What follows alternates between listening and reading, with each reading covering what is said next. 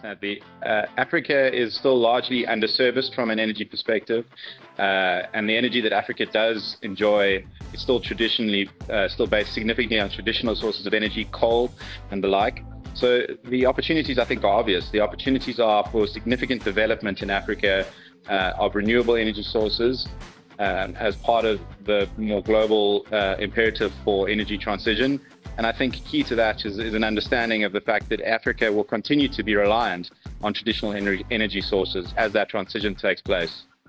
I think it's partly the same answer. I think it's an understanding that it's not possible for Africa to transition overnight from its reliance on traditional energy sources to renewable and green energy.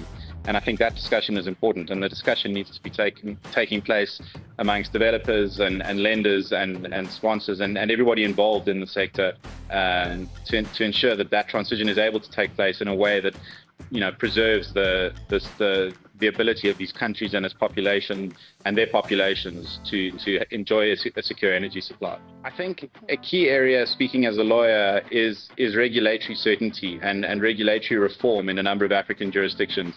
Historically, energy has been regulated homogenously, and that is, you know, again, going back to the point that energy supply has historically been provided by way of state monopolies, and it has been reliant on traditional sources of energy. And I think that what African countries need to do is move away from that homogenous regulation of energy and ensure that there's appropriate regulation for the development of renewable energy sources as that takes place in Africa.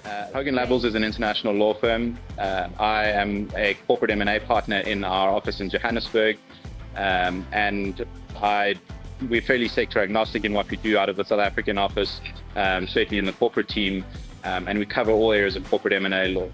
We work in the mining and resources sector, we work in energy, we work in financial services and consumer, and we cover all of those bases. And we work closely with our Africa team, which comprises members from our London office, our Paris office, our Dubai office, and other offices across the network to offer global expertise to our clients operating in Africa. Again, let me speak a little bit specifically about South Africa. South Africa is a resources-based economy. It has been for many years.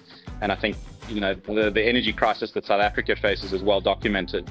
And resolving that energy crisis is key to ongoing investment in the South African mining sector.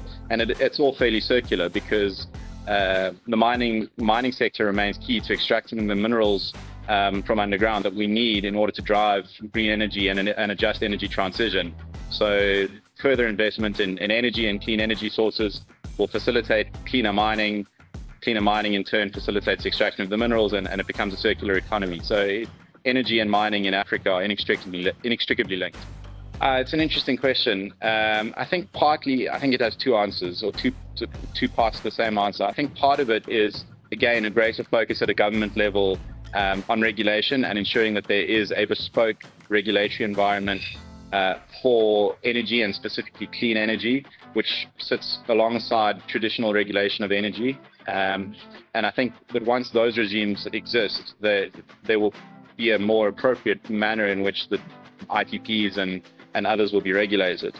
And with that, I think there's going to need to be a greater degree of industry self-regulation, and that is something that's a bit more difficult. But in terms of how we reduce red tape for SMMEs, again, I think that a large part of that will be resolved with a more transparent and a more well understood and a more bespoke regulatory regime that is in place for smaller power producers in the space. Great.